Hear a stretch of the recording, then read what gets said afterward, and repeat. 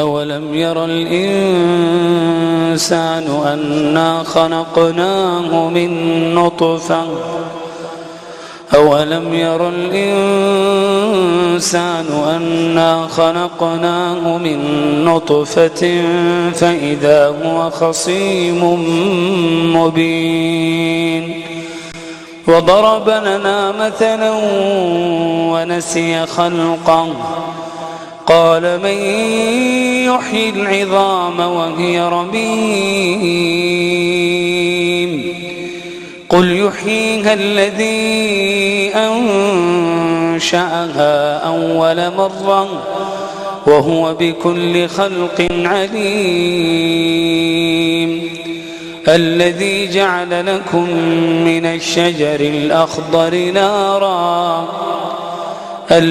جعل لكم من الشجر الأخضر نارا فإذا أنتم منه توقدون أوليس الذي خلق السماوات والأرض بقادر على أن يخلق مثلهم بلى وهو الخلاق العليم إنما أمره إذا أراد شيئا أن يقول له كن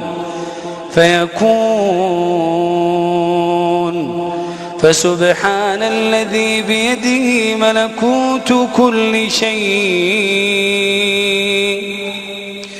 فسبحان الذي بيده ملكوت كل شيء